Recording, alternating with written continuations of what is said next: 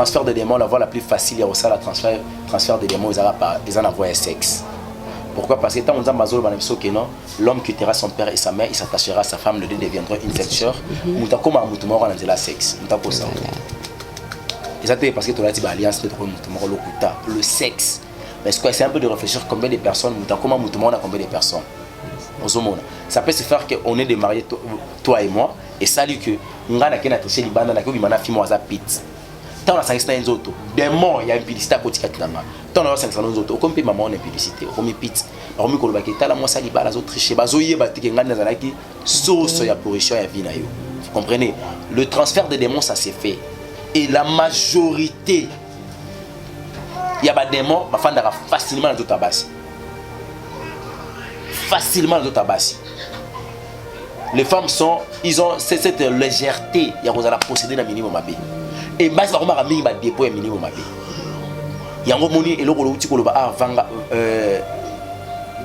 cause à la vie il y a manque de discipline sexuelle. Ce qui est zaté la vie là yo, on se détruit pour détruire foyer là yo, on détruit même moi c'est automobile là yo. La spiritualité, et ça n'a démon par exemple, ba démon ya mai, ba sirène des eaux. Bango ne ba yaka comme ma stérilité, bango ne ba imposer ba femme de nuit, bango ne ba imposer ba mari de nuit, ce qui a imposé femme de nuit na katanda kuna yo. Mobali na yo obungi ça ba deux jeux sexuels et pas moi sinon.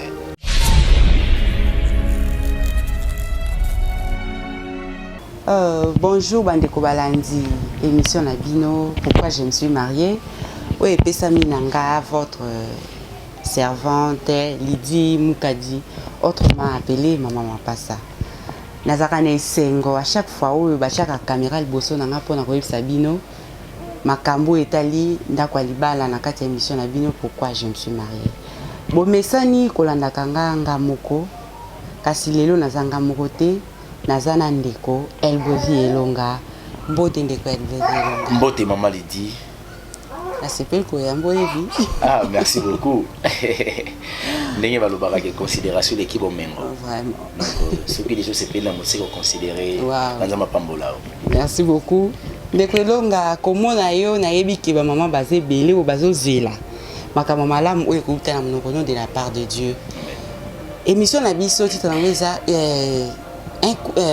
pourquoi je me suis mariée na bala pona nini ebele abasi baye barati na auto bala raté to sepela kana la tiro ba pembe eloko ekotinga musapi mais en réalité ti azoya aza préparé même physiquement spirituellement donc aye esengo kaka ou abali muninga bali sepela mais en réalité eloko yango azoye bate aye kosala nini yango lelonga na lingi to die kola to panza moi eloko moko boye oyo tozaka na kati ya ba ignorance ke to miye bato balaka pona nini ndekolonga yo balaki pona nini. En fait, la première raison, on s'est marié pour rendre d'abord l'autre heureux. Déjà, kobala ndekolongai to kobala mwana mwasi elingi kolobake sur une façon ya koyeba ko rendre heureuse ye pas balinga pour ko rendre nga heureux. Voilà pourquoi on va comme la biso heureux mariage. Mais dans la personne qui cherche à rendre l'autre heureux, c'est une personne où à éviter que l'autre va bengi ba avantage na chercher d'abord mes avantages à moi. Si on a posé ko rendre heureuse étant ma femme, il faut d'abord n'a pas se priver pour nayo parce que quelque part baza ko définir bolingo balobi. C'est quand quelqu'un se sent capable de sacrifier sa vie pour l'autre. C'est ce qu'on appelle aimer. Donc pour aimer une personne, il faut avoir la capacité de sacrifier ta vie pour l'autre. Voilà pourquoi le mari de l'église, qu'on appelle l'époux de l'église, Christ, il a fait ça. Il avait la possibilité et la capacité de sacrifier sa vie pour sa femme qui est église. Voilà pourquoi aimer, ezali na première position.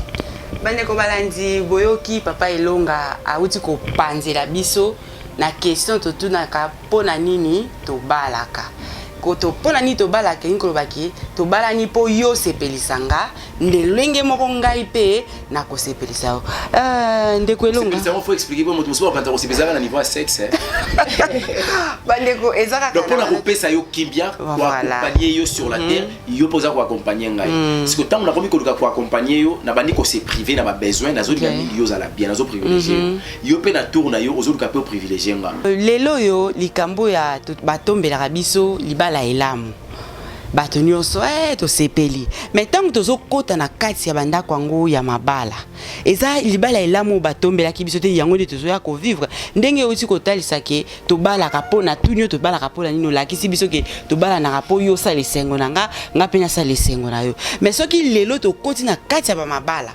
ebela mabala eloko wana tozo za nango esusu te. Le contraire est comme moi ça zosa la passe à muninga to mobali azosa la passe à muninga et loko nini o ezosa la to vivre botombi wana batombe la kabiso libala ela muto zo vivre ngote pona nini surtout na jeunesse à lelo. Je dirais première possibilité on a des catégories. Première catégorie, les mariés doivent connaître d'abord leur mission. Où est celle qui va à l'objet d'un mariage parce que chaque mariage ezalaka na une mission nzamba pesa libala wana ke bosa quelque chose de kolonga na kati o malobate mission yango na kati ya biso babalani ezaka nini Adam et Ève mission yango zalaki ba multiplier la terre c'est la même mission nzamba pesa ki Noé na mwasi na ye siko to lobaki ba couple o bazo bota te ba kokisi mission ngote il faut ba panzana nazo expliquer les cambo mission OK. Mais mission moni nzamba pesa ki Abraham na Sarah ezaki a multiplier la terre moni que mission changé ya bango zalaki ndeko bocha matoi bien bota génération Abraham pour permettre le Messie de Christ abimélé là. Chaque mariage a une mission. Chaque mariage a une mission. Tant le loko sata na sala na debi et loko sata loko kapé c'est un mariage. Tant Ada comme la capacité à quoi acquiser moi si n'est pas un zamba c'est pas moi c'est la femme. C'est qu'il y a plus confiance. Pour qu'on acquiser la personne où il faut protéger. Donc il n'y a plus confiance. Manque il y a confiance destruction côté et même koufa première génération écouter na liwa il y a un alek ba no ba boti. Akaye abomi Abel. Donc la mission wana ezali ko risquer et tomber à faillite. Il y a un moment de Adam Tino génération sur la koufaki. Et dans ma deuxième génération, cette génération, où la Noé n'a pas de où bazala qui sauver la délige, ne ba ko sala ba ko continuer secret à procréation soit il y a multiplication de la terre. Bon multiplier la terre, multipliez-vous par la terre. Vous comprenez? Alors la mission par laquelle babala il faut pas tout nzambe tamba ni babala. Nzambe otininga pembe na mona mobali oyo na raison nini. Qu'est-ce que je peux accomplir comme mission sur la terre afin que parce que pour qu'une nation soit une nation, et aussi la composition des personnes. Des personnes vont composer une famille, famille est composée de tribu, tribu est composée sa nation. Donc c'est comme ça l'évolution, tout vient du mariage. Alors ce qui le mariage, tu as une mission à Bangote, nous avons les lois à la Kobali Sabat. Babalani, des sociétés quotidiennes, Babalani, Bandika, des autres des côtés, Banama se retrouver à Fazer, Bakoluna. Société baby, nation baby, mutu moyazo ngela nzambe créateur na ye ezate. Ndeko longa na kato malobate. Soki to na landi yo bien, olobi que mission ya église eza que mission ya babalani eza que bo remplissez mokili. Et puis ko tuna volonté ya nzambe pona nini nga na za pembeni remplissez la terre te. Na bi mission on nzambe pesa ki Adam na Ève. Apesa ki pe Noé na mwasi na mais o ya pesa ki Abraham na Sarah qui a remplissé la terre te. Na ina pesa ka différence ma mission pour muna mutu pe na kwa na ye akoki azana capacité ya koyeba ke mission za matinde la kinga ezana mutu musu nzamba balisa bango ayebi ke moi c'est une femme de prière mais mobali na genre ya famille na ye a oza sauver te il faudra avoir une femme qui o a ozana mesure ya ko bimisa na kati ya libunga wana parce que la majorité bato nzamba benga asoba ngana kata salité genre ma famille mobo spirituellement ba na famille mobo bien te nzamba yotina moi si aya ko bimisa et ça mobali musu ko sauver moi si l'art mission ça pour accomplir pour la génération ko ya lobby ba ko changer histoire donc mariage que c'est la cause et puis ça la mission là alors si ça veut que boyebi mission za matinde la binoté au monde qui na premier niveau bato wana bakuta na bato malo ndeko longa na kati yo maloba te na tu na ndenge yo uti koloba awa avant ko bala il faut que tu na volonté nzambe bongo bato ezalaka baponeli au mwasi na mboka ba yeli yo ye papa baleli yo ekuna ayeli yo lokola koli ezo faire partie de la volonté nzambe ce qui papa tunaki nzambe c'est pas un problème bongo ba famille chrétienne te ba famille ou ba yebi na bango nzambe te voilà il faut d'abord définir le mariage il y a combien de sortes de mariage parce que ça ba mariage ou bien ba mariage contrat mariage ba juriste le mariage c'est un contrat si ça tient pas par rapport à la clause on se sépare donc pour nous le divorce c'est normal au monde mais le mariage chrétien le mariage chrétien le mot divorce n'existait pas divorce c'est qu'on s'est prononcé quand ceux qui m'ont conzambazué on se marie pour la vie et non pour ceux qui s'imbitent au kabwana non non parce que ko simbate ko qui arriver pourquoi parce que ma commune dans Zambéza ko lo bien dans quatre mariage il y aura le meilleur il y aura aussi les pires mais ceux qui bandi ba pur dans mariage juriste tout ça ngobongo na terme wana o ya ba contrat bon bango balingaka ke simba ceux qui simbite faut ba kabwana donc ba il malingaka pureté te bango balingaka le bonheur ils appellent un mariage monsieur ça mariage à artiste tout ça na au moins ça mobali mais wana ka pasteur so mobali musuli banda après ça comme bon pour roler sanga après pasteur so moi musuli banda non on trouve déjà que dans les mariages tout ça bossana que eza union ou eza sacré ceux qui mariage wana eza mariage moko divin nzambe ye moko à bénir alobaki ke mobali moi si wa uta na kota mobali na ngina yebisa bande mazola na biso ke libala wana soki moko a osé ya kozo impureté kokota na kata ya makambo za sacré nzamba ko bomai. Alors deuxième catégorie, deuxième niveau, il y a mariage où ça qui va troubler ezala. Les aliments qui a préparation familiale. Là où la femme vient et là où mon bal est outil. Parce que dans le cas de mariage, ça va préparer même sur le plan de l'éducation sexuelle, vous aurez des problèmes. Papa Longa, nangina ebisope lomo bandeko balandi to yebaki. Nzambe pas comme akotanga lisumu na kati ya couple yebi. Ceux qui rapport sexuel est commis susu ya beaucoup le kola banyama. Nzamba otangela bidongo pe lisumu. Si autant comme ko nimba ko sala sexe, ko sala rapport sexuel, maman comme ko sisi penia papa. C'est un péché. Oh, ya solo ana. D'ailleurs ko tango péché za muke c'est l'abomination. Te ko ebisanga bu. Nzamba sala peni pe ko tela munoko te. Oh. Oui. Oh. C'est un péché. Vraiment. On va la première fois qu'avec moi c'est abomination. Non, ne me dis pas ça. Les comptes biloko yozo boya oyo yango déjà ba preuve oyo biso to bakaki ça ba preuve bolingo eh quand tu me fais ça les autres ça que oui. Non non, on peut aimer une personne preuve ya bolingo ya so les alaka tango offensenga oye mokil mbeyebe ke na ko limbiso te c'est en pardon so bébé je t'aime. Et ça preuve bolingo. Quand je sais te supporter dans quatre ma faiblesse na yo, il y a des preuves à bolingo. Mais na c'est à deux jours sexuels preuve à bolingo ça la raté. Bon expliquer à mon bali quoi azo comme à niveau, azo kavé moi c'était magination ko kavé moi salibana. Preuve à bolingo ça à niveau. Donc ça prouve suffisamment que wana ezali. Les mots me manquent, les expressions m'échappent mais on est là. Les lora on a plateau ezaya koyinda parce que tozo la ki sabatuke pourquoi to bala.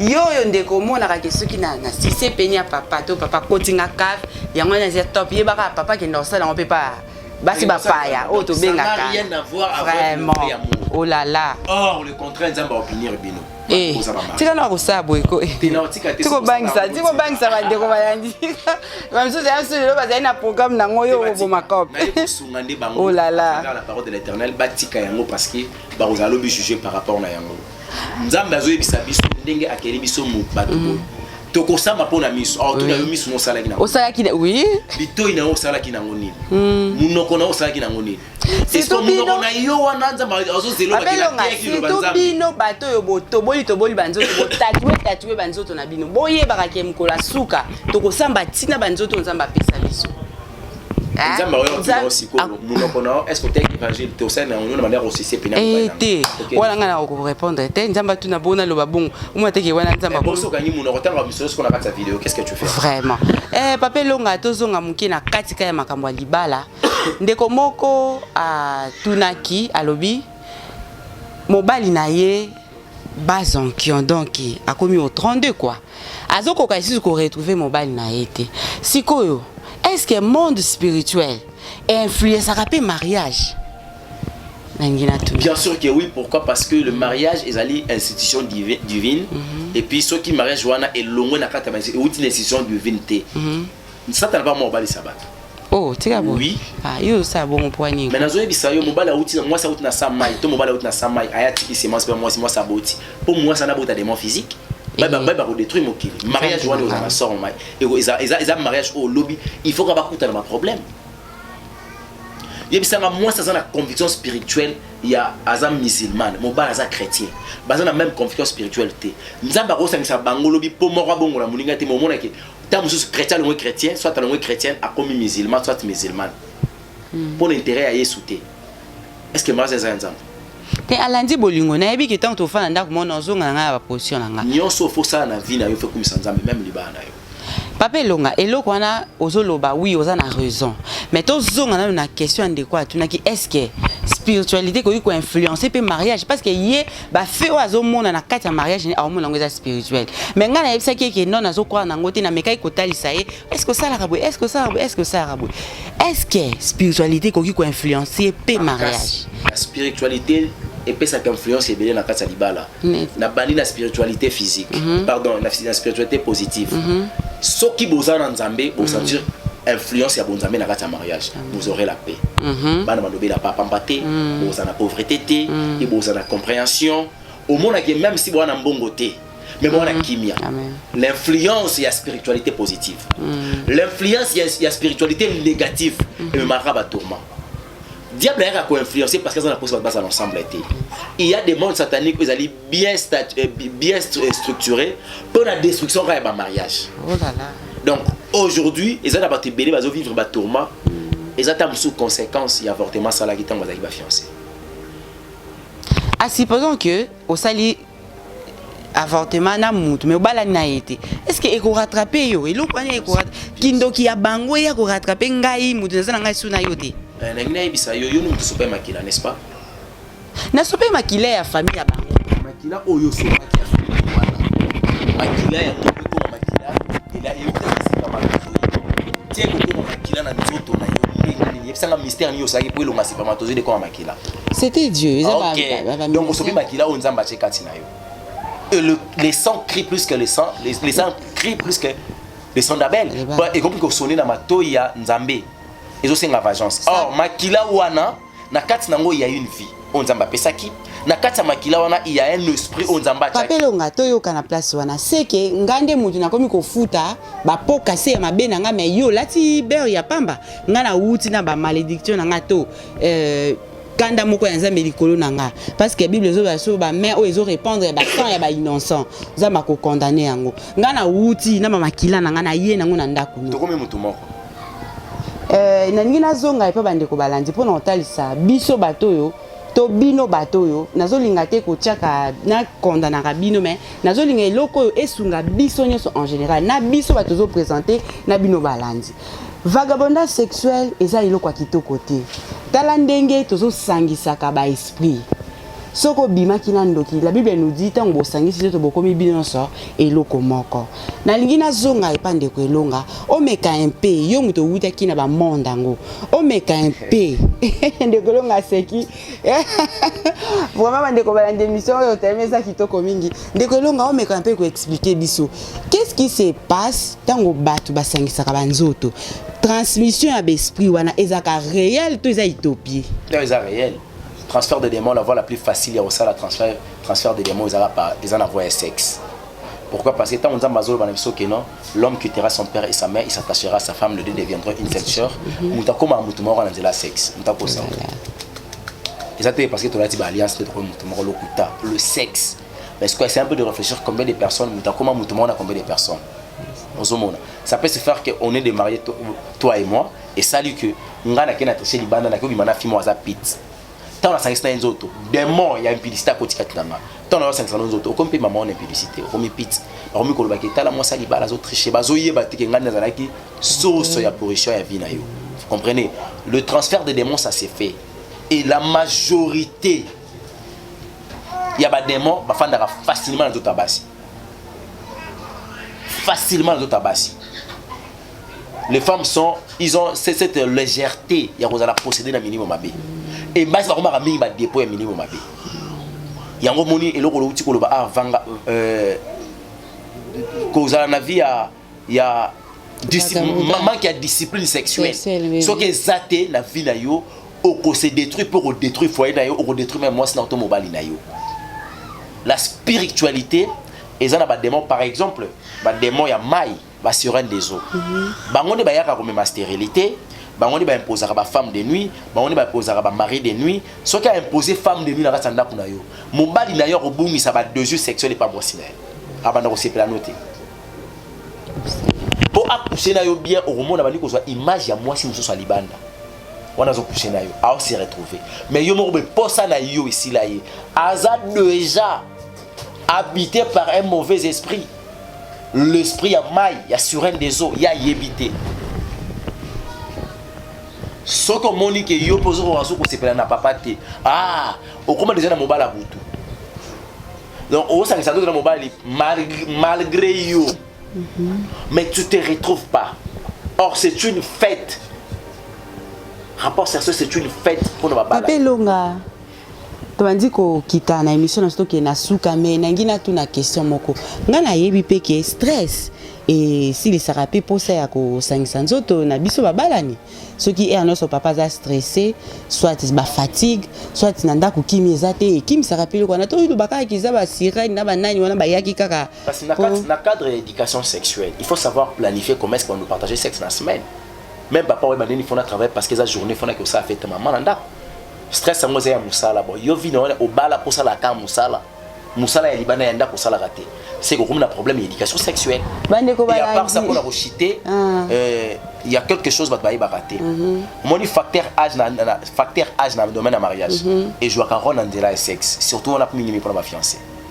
Ok, pendant moi teke muketo pesa déjà briefing ya émission na biso ko ya na sima to kolobela eloko. Au mona mobali tant baza la fiancée, azana pour ça prouver moi si naé parce que azana pour ça moi ça découvrir que c'est un homme fort. Mais il est ba ki fa. Mais là avant de coucher moi si naé premier round, deuxième, troisième, quatrième. Or tant muso bazana car il y a 5 ans il y a 5 ans d'âge. Je prends l'exemple. Par rapport à moi c'est par rapport à moi si. On va dans tam sumukolo et moi c'est à 5 ans, 6 ans, 7 ans, 8 ans, 9 à 10 ans. Tant que tu as mariage, ça fait 10 ans de mariage. Il y a que mon bal a comme une impossibilité à couper ça et la 4e round. Or, de plus en plus, mon bal a chuté, moi ça va combattre à 2 yeux. Ok, là je sais. Et au moment où moi, si je pose comme combattant, on a posé mon bal à 3e, 4e niveau, round, mon bal a comme une impossibilité. Pourquoi? Parce que les bandes à utiliser plus de produits stimulants pour aider à satisfaire une fiancée, mais moi ça mon bal ma casse. Et il y a plein de problèmes qui se fait dans la Maramboana sur le plan d'éducation sexuelle. Donc, Marambouana l'éducation sexuelle, plus tard, tu as en profondeur. Donc, on sait pas c'est l'émission pour parler sur le lit conjugal. Ah, Bandeko Balandi, donc, naebi que eza émission na biso oezo et ambalasima. Bobong ça va big, bobong ça ba kaye na bino, surtout biso babalani. Na ba fiancé oyo vraiment ba parents ba yebiza union moko eza. Ti ba fiancé baza droit 500 autres côté. Papa n'a bon ce qui voilà ben ils a déjà déjà ni moko émission moko ya donc ngala ko bon ce qui processus ya mariage mais maladie qui bo pikili kezo sati na ko sutuka kana ndaka pe ngala limite ke nzamba ko peso muto bande ko balangi donc to bonga ma héroïne avec mon frère El Brevi biso babalani te ngala on se pena ba fiancé to la naka biso so potom ko balanda me ba sangisa ka nzoto te baba wana bon to ko lobela ngo ce qui e ko simba te merci na bande ko nyonso balingaka biso vraiment numéro na ngeza pembeni nzamba pambola caméraman na ngai nzamba pambola réalisateur na nga apambola pe invité na ngai vraiment na libota na yo bozala béni ko disposer temps et ça maman asimbo makasi nga pe na pesi merci na mobile na nga lingaka mingi papa bana na nga botsanga mapasa mon chou hein émission oyo to landa on pe biso mbale to yo kapé to bongisa place to zo bebisa quel est Seigneur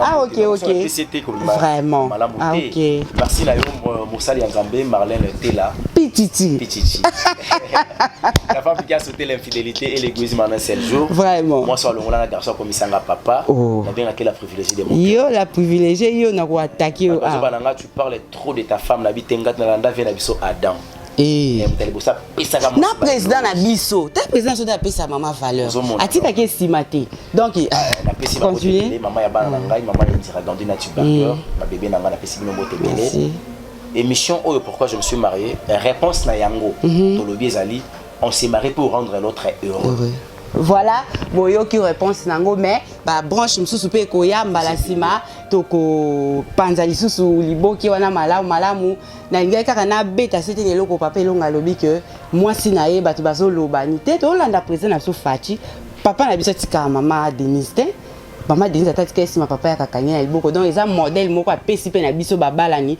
ya Congo tozaki ozotambola moi satikali kuna yozo kende mbote na bandeko bayandi merci prochainement bisous bye.